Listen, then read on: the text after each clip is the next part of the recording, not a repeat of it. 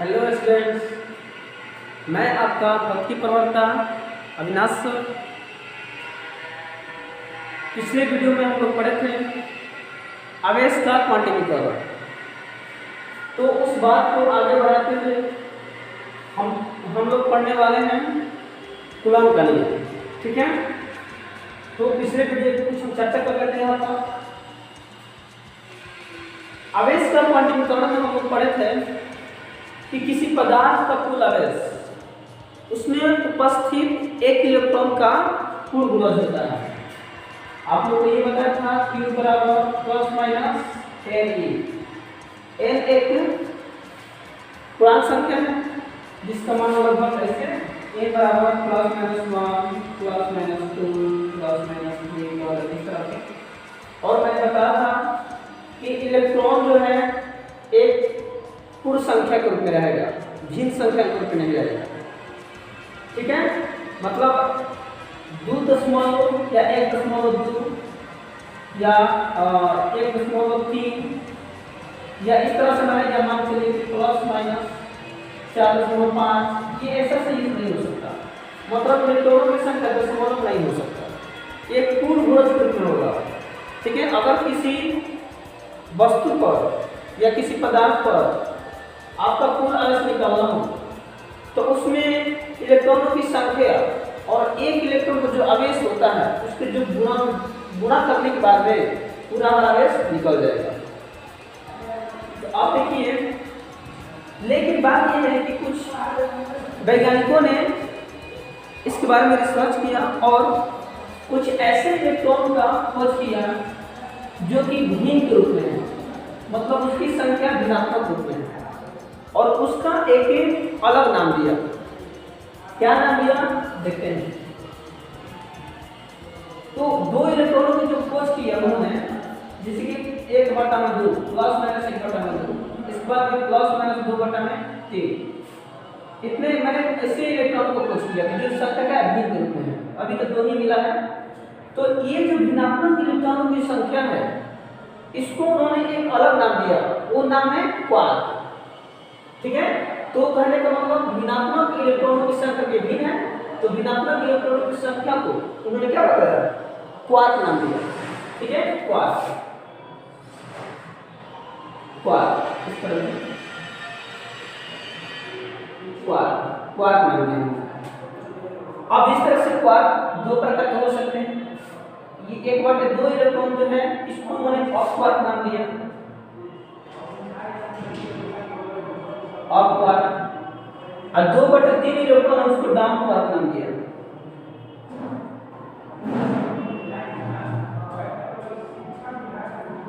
Down quark. तो आपने पिछले वीडियो में जो पढ़ा था उसके आगे स्टार्ट करना है। ठीक है, लिखना है कि भिन्नात्मक इलेक्ट्रॉनों की संख्या को नोट में लिखिएगा। भिन्नात्मक इलेक्ट्रॉनों की संख्या को क्या कहा जाता है, क्वार्क कहा जाता है। क्वार्क दो प्रकार का होता है, एक होता है अप क्वार्क, एक होता है डाउन क्वार्क। 1/2 इलेक्ट्रॉनों को अप क्वार्क कहा गया, और जब इलेक्ट्रॉनों की संख्या 2/3 आ जाए तो उसको हम डाउन क्वार्क कहते हैं, मतलब डाउन क्वार्क कहा गया। तो यहाँ तक उन्होंने बताया। इसके बाद में एक वैज्ञानिक है कूलॉम। कूलॉम ने बेंजामिन फ्रैंकलिन के एक्सपेरिमेंट के आधार पर उन्होंने एक नियम बनाया, क्योंकि बेंजामिन फ्रैंकलिन ने बताया था कि समान आवेशों में विकर्षण होता है और असमान आवेशों में क्या होता है, आकर्षण होता है। तो उन्होंने देखा कि भाई आकर्षण जब होता है तो कहीं ना कहीं एक बल से ही आकर्षण प्रतिकर्षित करेगा। हम कोई भी वस्तु को ढकेले तो प्रतिकर्षित किए तो कहीं ना कहीं कोई तो बल लगाए तभी तो। ठीक है, या कोई वस्तु को अपने खींचे तो कहीं ना कहीं कोई बल ही लगाए। तो उस बल के बारे में मैंने एक अलग कॉन्सेप्ट बताया और उन्होंने बताया कि इस बल को कैसे हम ज्ञात कर सकते हैं। तो उन्होंने क्या किया कि 2 आवेश दिया, 2 बिंदु आवेश ले लेते हैं हम लोग। एक ये बिंदु आवेश होगा, एक तो ये बिंदु। सबसे पहले हेडिंग का कूलॉम करिए, हेडिंग करिएगा कूलॉम करिए। थोड़ा कूलॉम का नियम, कूलॉम सलाह।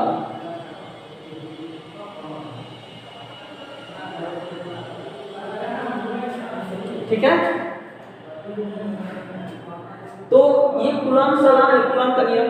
अब कूलॉम वैज्ञानिक ने एक नियम बनाया, जो दो आवेशों पे जो बल लगा, आकर्षण या प्रतिकर्षण, तो उनके बीच में जो नियम बनाया वो इस प्रकार है। सबसे पहले उन्होंने क्या किया भाई कि दो आवेश लिया, दो बिंदु आवेश लिया, इसको हम Q1 ले लेते हैं, एक और इसका बिंदु ले लेते हैं, इसको हम Q2 ले लेते हैं, और दोनों के बीच की दूरी को मान चले कि ये r दूरी पे स्थित है, और इनके बीच में जो लगने वाला बल है उसको हम F ले लेते हैं, क्योंकि ये बल अब दो सजातीय होगा तो प्रतिकर्षित करेगा, और दो विजातीय होगा तो आकर्षित करेगा। तो उन्होंने क्या किया, बताया कि यदि हम दो बिंदु आवेश ले लें तो उनके बीच में जो लगने वाला जो बल है, ठीक है, ये बल दोनों आवेशों के गुणनफल, दोनों आवेशों के गुणनफल के समानुपाती होगा। उन्होंने बताया कि दो आवेशों के बीच लगने वाला जो बल है कुछ भी कोनो बल हो सकता है, आकर्षणात्मक या प्रतिकर्षणात्मक, ठीक है। तो दोनों आवेशों के बीच लगने वाला बल दोनों आवेशों के गुणनफल के समानुपाती होगा, ठीक। और इसके बाद दूसरा वर्ग बताया कि इनके बीच की जो दूरी है, ठीक है, इस बल के क्या होगा, व्युत्क्रमानुपाती होगा, बल के व्युत्क्रमानुपाती होगा। कहने का मतलब कि इनके बीच जो बल है, इनके बीच जो दूरी है, इसके वर्ग के व्युत्क्रमानुपाती होगा। फिर से कूलॉम के नियम के अनुसार दो बिंदु आवेशों के बीच लगने वाला बल या दो आवेशों के बीच लगने वाला बल दोनों आवेशों के गुणनफल के समानुपाती होता है, और इनके बीच के दूरी के वर्ग के व्युत्क्रमानुपाती होता है, ठीक है। दूरी के बाद जिस मतलब दूरी हो गई है r, इसका क्या करेंगे, इसका हम वर्ग कर दिए, इसका व्युत्क्रम का 1/r², इसका ये क्या व्युत्क्रमानुपाती है, ठीक है। तो आप सबसे पहले क्या लिखिएगा, कूलॉम का नियम लिखिएगा, यहाँ पर लिखिएगा कथन, कथन इसका स्टेटमेंट, इसका नियम, ठीक है। लिखना है कि दो आवेशों के बीच लगने वाला बल दोनों आवेशों के गुणनफल के समानुपाती होता है। फिर से दो आवेशों के बीच लगने वाला बल दोनों आवेशों के गुणनफल के समानुपाती होता है, तथा इनके बीच के दूरी के वर्ग के समानुपाती होता है, ठीक है। ये इसका स्टेटमेंट हुआ। इसके बाद लिखिएगा कूलॉम के नियम से, कूलॉम के नियम से हम लिख सकते हैं कूलॉम के नियम से, कूलॉम के नियम से, इसको इक्वेशन 1 रखते हैं, ठीक है, इसको इक्वेशन 2, ठीक है। कूलॉम का नियम क्या कहता है, कि इसका बल दोनों आवेशों के गुणनफल के समानुपाती और इनके बीच की दूरी के वर्ग के समानुपाती। चलिए हम दोनों को मिला देते हैं, समीकरण को तो समीकरण 1 और 2 से, तो चलो मिलाते हैं। बल को मिलाएंगे तो कितना हो जाएगा, ये इसको मिलाएंगे तो एक ही रहेगा, ये समानुपाती हो जाएगा।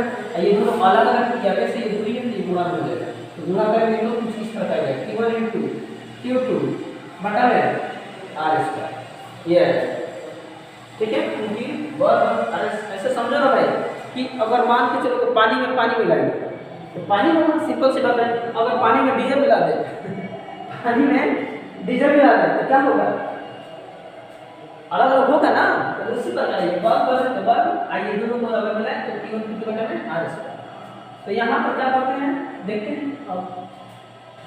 अब चूंकि कूलॉम में समानुपाती का जो चिन्ह है उसको हटाने के बाद में एक नियतांक रखा। आप तो पहले भी जानते हो कोई भी अगर समानुपाती का चिन्ह हटता है तो कोई ना कोई क्या होता है, नियतांक। उन्होंने भी नियतांक माना, उन्होंने अपना जो नियतांक माना वो k माना, तो a बराबर k × Q1 × Q2 बटा में r², इतना a बराबर k × Q1 Q2 बटा में r²। इन्होंने अब इसके बाद में लिख सकते हैं जहाँ k एक अनुपातिक नियतांक है, ठीक है, या k एक नियतांक है, इसे देखो k एक नियतांक। अब इसका मान जो है पद्धति पे डिपेंड करता है, माध्यम पे भी डिपेंड करता है। माध्यम वाला से बात पढ़ेंगे यहाँ पर। यहाँ पे देखिए जहाँ अब देखो k का k एक नियतांक है और CGS पद्धति में k का मान जो होता है CGS पद्धति में k का मान होता है 1। CGS पद्धति में k का मान 1 होता है।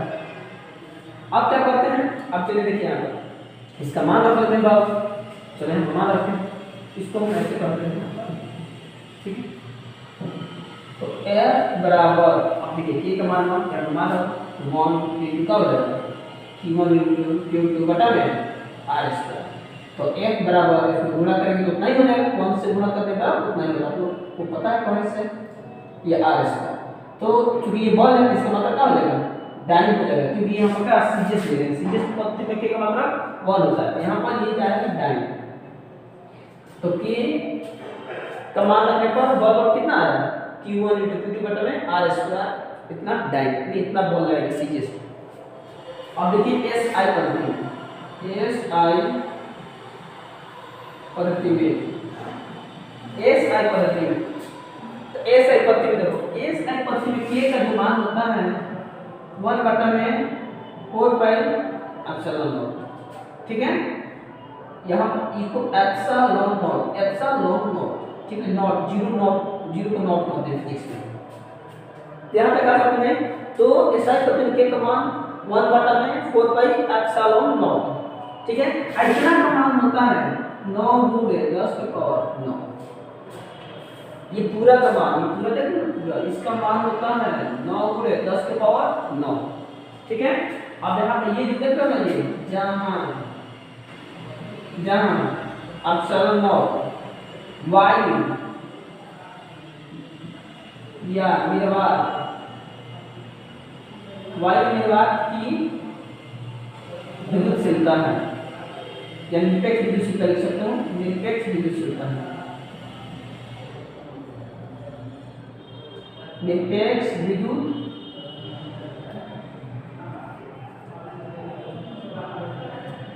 ठीक है।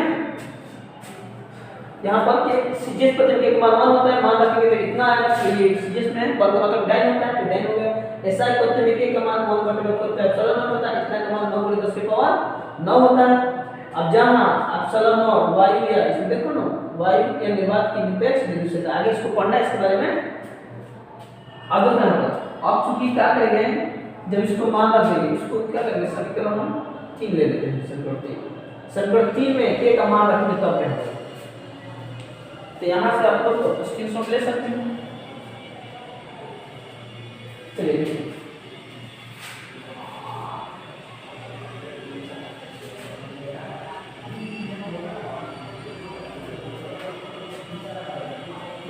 मैंने निकाला एक बराबर का है ये Q1 Q2 बटा में R स्क्वायर, ये क्वेश्चन कितना है Q। अब देखिए के का मान कितना है ऐसा पद्धति में 1 बटा में 4 पाई एप्सिलॉन नॉट। तो चलो हम मान रखते हैं समीकरण 3 से, समीकरण 3 से, तो समीकरण 3 में लिखो आप F बराबर के का मान कितना 1 बटा में 4 पाई एप्सिलॉन नॉट, इसके बाद में Q1 into Q2 बटा में R स्क्वायर। अब देखिए ये SI में आया तो बल का SI का क्या होता है न्यूटन, ये हो जाएगा न्यूटन। तो उन्होंने इतना बताया कहा कि भाई दो आवेश को उनके बीच इतना बल लगेगा, ठीक है।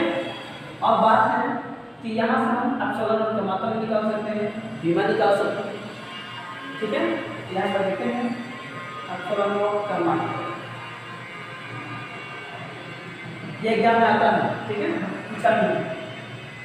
तो अगर तुम मात्रा को निकालेंगे तो क्या करेंगे, इसको अकेला अकेला कर देंगे भाई, इसको हम इधर लाएंगे, अब बल को इधर लाएंगे, यहाँ पे देखिए, यहाँ पे इसको तो ये हो जाएगा एप्सिलॉन नॉट 1 बटा में 4 पाई, इसका समझा और ये वाला आ जाएगा, हो जाएगा Q1 into Q2 बटा में R स्क्वायर। अब क्या करेंगे भाई, देखिए यहाँ पर, चलो यहाँ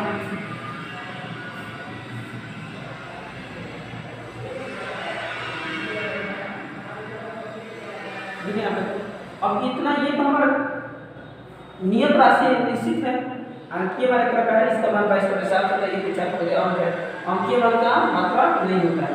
तो ये क्या होगा बल का मान क्या होता है न्यूटन, ये आवेश का मतलब कूलम होता है, पहले हम पढ़ चुके हैं। तो ये आवेश का मतलब कूलम क्या हो जाएगा, कूलम Q/C और Q/C, बल का मतलब न्यूटन, ये दूरी है तो इसका मतलब क्या हो जाएगा मीटर, इसका है इसका मीटर, इसका यानी अगर फाइंड करें तो कूलॉम के स्क्वायर प्रति newton metre square, coulomb square प्रति न्यूटन मीटर स्क्वायर कितना हो जाएगा, मात्रक हो जाएगा। अब बीमा भी देख लेते हैं, बीमा अब कूलॉम की जब बीमा की बात करेंगे क्या होगा, कूलॉम का बीमा हो जाएगा।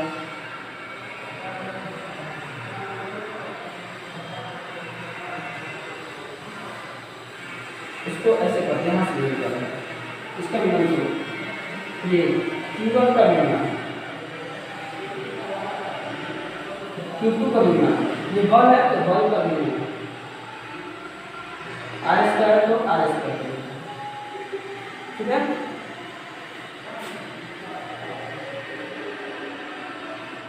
अब देखिए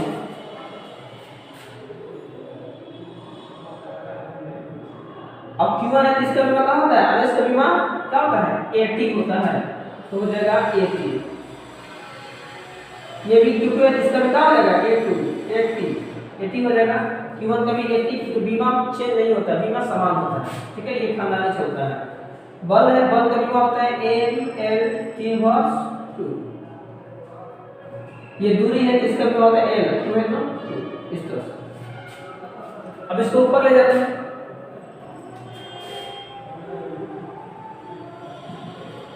जब इसको ऊपर ले जाएंगे प्लस और माइनस माइनस लगा देगा प्लस, इसको ऊपर एक बार हल कर लेंगे, a1 हो जाएगा, a2 इस बार में tt में क्या है t2, ये गुणा करेंगे तो पावर जुड़ जाएगा सबका, और नीचे में जाएगा तो कहां पर ये 1 है, तो इसे से मल्टीप्लाई करके तो क्या हो जाएगा, एक का एक पावर जुड़ेगा, यानी a का 2 का हो जाएगा 3, m का m हम छोड़ देना, कितना हो जाएगा m3 हो जाएगा, और t के इनवर्स का हो जाएगा 2। इसको हम ऊपर ले जाते हैं,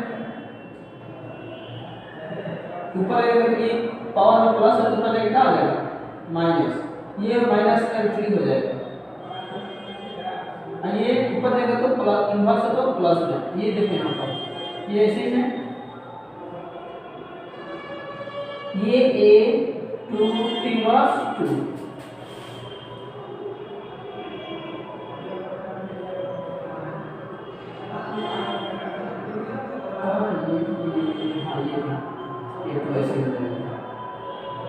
ठीक है, ये ऊपर जाएगा, इसमें भी इनवर्स हो जाएगा, ये भी इनवर्स हो गया, ये प्लस का हो जाएगा, माइनस में क्या हो जाएगा प्लस हो जाएगा, प्लस।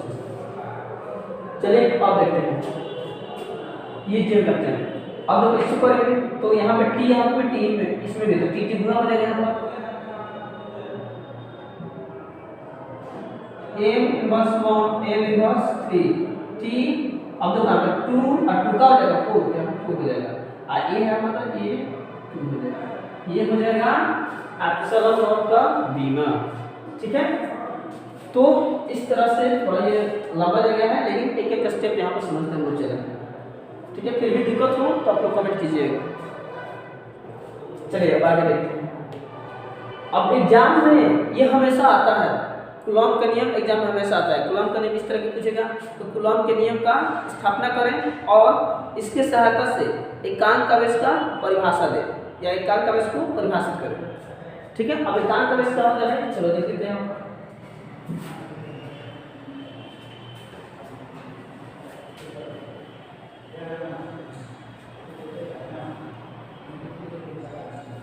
एक बात और, एप्सिलॉन नॉट का जो मान होता है ये भी देखिए यहाँ पर, एप्सिलॉन नॉट का मान एक अलग होता है। एप्सिलॉन नॉट का मान होता है 8.854 गुणे 10 के पावर -12, मात्रा कभी निकाला कूलॉम स्क्वायर प्रति न्यूटन मीटर स्क्वायर, ये एप्सिलॉन नॉट का मात्रा मान होता है इतना, 8.854 गुणे 10 के पावर -12 कूलॉम स्क्वायर प्रति न्यूटन मीटर स्क्वायर।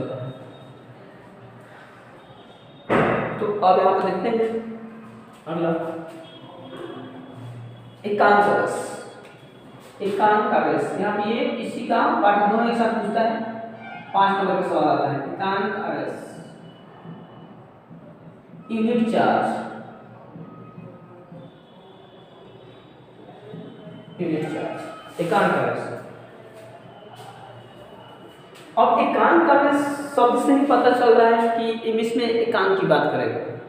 ये शब्द से ही पता चल रहा है कि वह आवेश जिसका मान कितना होना चाहिए, 1 होना चाहिए।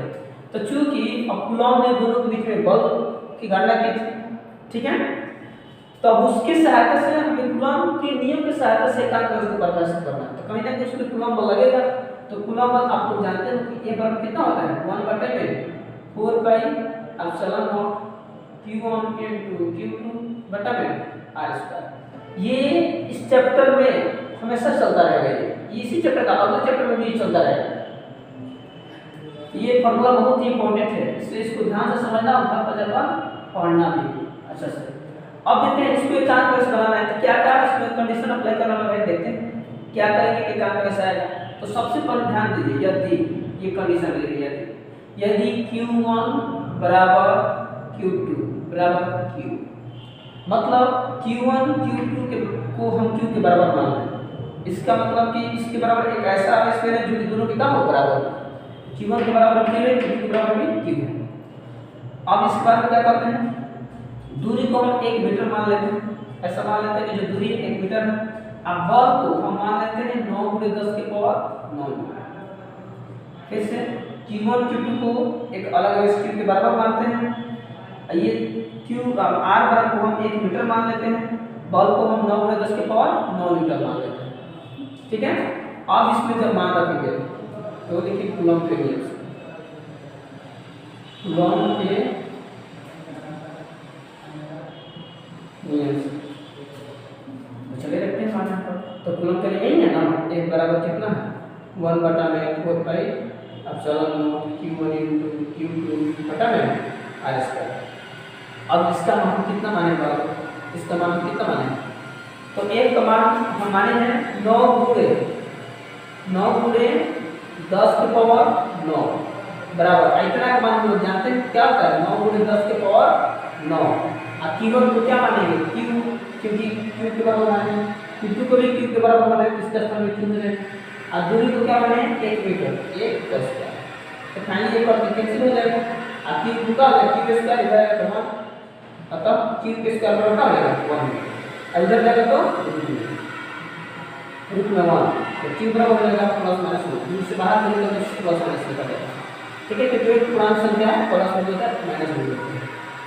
अब देखिए यहाँ पर q का मान क्या 1 आ गया। इसका मतलब q कौन सा राशि का आएगा, एकांक राशि का आएगा।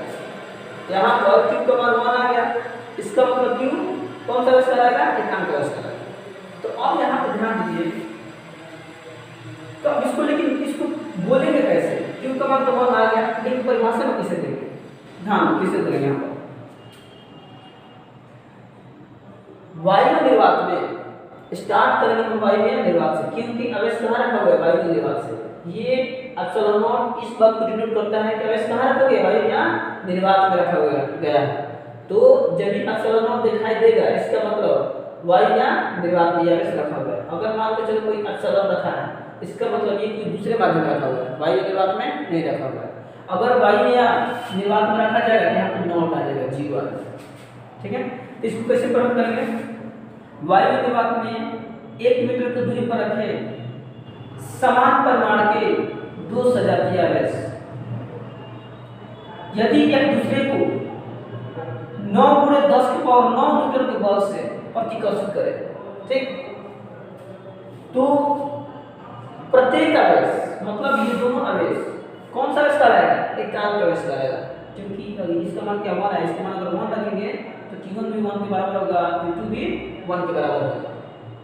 तो प्रत्येक आवेश एकांक आवेश कराएगा कि नहीं कराएगा, क्योंकि इसका मान क्या है 1, क्योंकि q के बराबर माना गया, q का मान कितना है 1, तो ये q1 भी 1 हो जाएगा, q2 भी 1 होगा, मतलब दोनों एकांक आवेश कराएगा। फिर से वायु निर्वात में 1 मीटर की दूरी पर रखे समान परिमाण के 2 सजातीय आवेश यदि एक दूसरे को 9 × 10 की पावर 9 न्यूटन के बल से प्रतिकर्षित करे तो प्रत्येक आवेश एकांक आवेश कहलाता है। ठीक है। तो यहाँ पर ये इसका डेफिनेशन हो जाएगा। अब देखिए इसके बाद एक बात और बता दें कि जो ये एकांक आवेश है उसको परीक्षा आवेश भी कहा जाता है, टेस्ट चार्ज। ठीक है। तो एकांक आवेश को हम परीक्षा आवेश भी कहते हैं, क्योंकि इसकी सहायता से हम विद्युत क्षेत्र का परीक्षण करते हैं। इसके बाद पढ़ना है हम लोग, ठीक है, इसके बाद हम लोग को इसको पढ़ना है परीक्षा आवेश के बारे में। तो यहाँ तक कि क्लियर हो गया। अब हम देखते हैं ध्यान दिए कि कूलॉम के नियम की जो की जो सीमाएं होती है कहाँ कहाँ तक ये लग सकती है या कहाँ कहाँ तक नहीं लगेगी, ठीक है, इसकी कुछ सीमाएं हैं।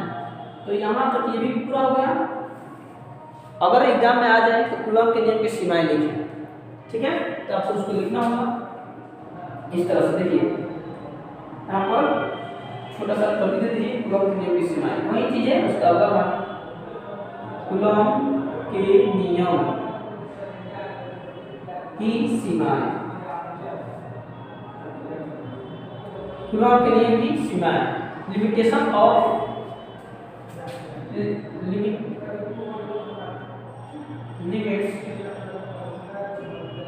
Limits of Coulomb's law,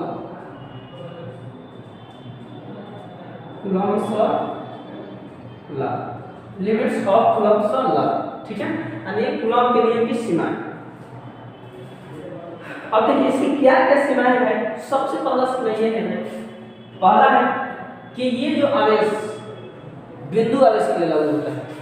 Coulomb ने जो ये नियम जो दिया किसके लिए, बिंदु आवेश के लिए, मतलब दोनों आवेश एक बिंदु के रूप में होना चाहिए, नहीं कि बड़ा बड़ा आवेश पदार्थों के लिए नहीं लिया गया है, 2 किलो का 5 किलो का पदार्थ है उसके बीच में जो बल लगा वैसा नहीं है, ये आवेश एक बिंदु के लिए होना चाहिए, ठीक है, जैसे कि ये बिंदु हो गया, ये बिंदु इस पर मान लो Q1 यहाँ पर, क्योंकि ये दोनों के बीच जो बल लगने वाला है इस बल की बात करिए हम, ठीक है, तो ये आवेश जो है बिंदु आवेश पे लागू होता है, आवेश नहीं, ये बल जो है बिंदु आवेश पे लागू होता है।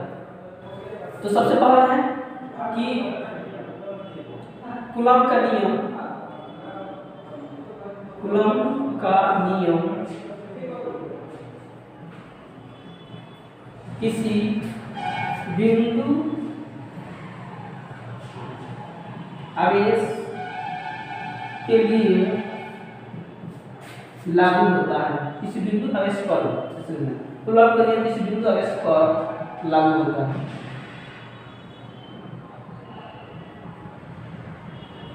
कूलॉम का नियम किसी बिंदु आवेश पर लागू होता है। दूसरा, यह स्थिर आवेश के लिए लागू होता है, ध्यान दीजिए, यह स्थिर आवेश, यह स्थिर आवेश के लिए लागू होता है।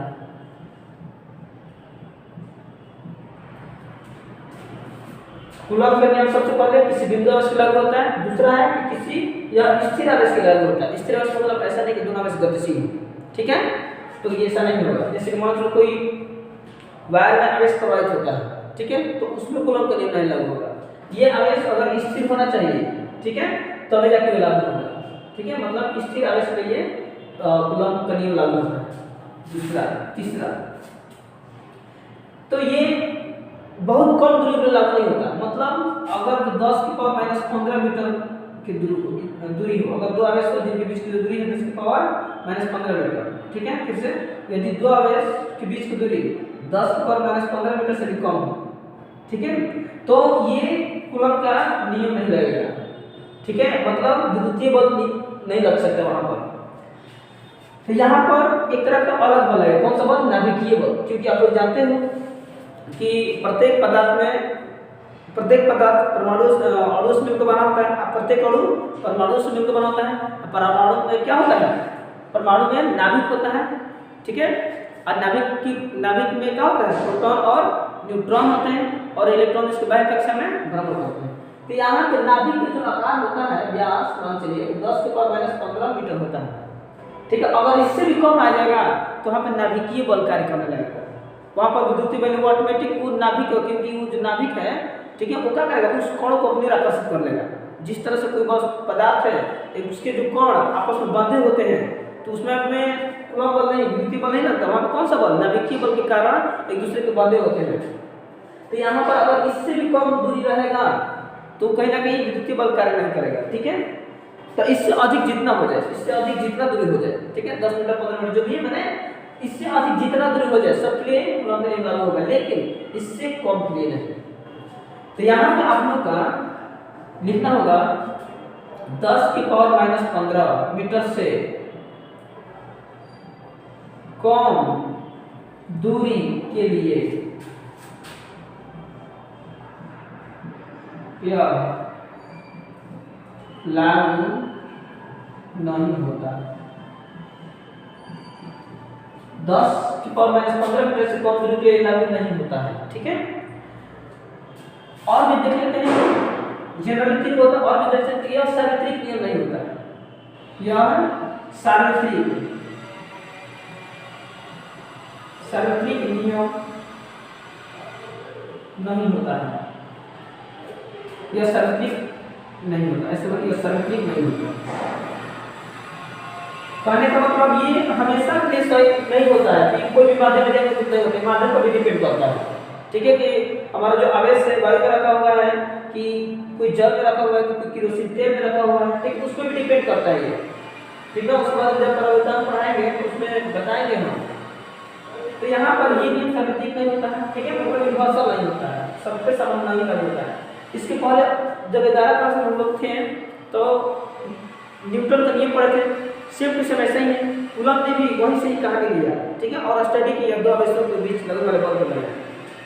ठीक है, जिस तरह से न्यूटन ने दो पिंडों के बीच में लगने वाले बल को जिक्र किया था, उसी प्रकार कूलम ने भी दो आवेशों के बीच लगने वाले बल के बारे में बताया। ठीक है, जिसको कूलम बल भी कह सकते हैं या विद्युतीय बल भी कहते हैं उसको। ठीक है, लेकिन गुरुत्वाकर्षण सार्वत्रिक था, न्यूटन के सार्वत्रिक नियम था। क्यों? क्योंकि सब पे समान लागू होता था, लेकिन ये सब पे समान नहीं लागू होगा। गुरुत्वाकर्षण में अगर छोटा वस्तु हो तब पर भी उस पर नियम लागू होगा, छोटा वस्तु बड़ा वस्तु हो तब पर भी लागू होगा। लेकिन इसमें ऐसा नहीं है, इसमें माध्यम पर डिपेंड करता है, आवेश की मान पर भी डिपेंड करता है। ठीक है, तो आज के लिए इतना ही, और आप लोगों से फिर पुनः जाते मैं कह रहा हूँ कि आप लोग अपने घर पर मन लगा के पढ़िए। ठीक है, और जितने भी हम कंसेप्ट बता रहे हैं उसको बार बार रिवीजन करते रहिए। ठीक है, और जो भी मेरा चैनल है RKCA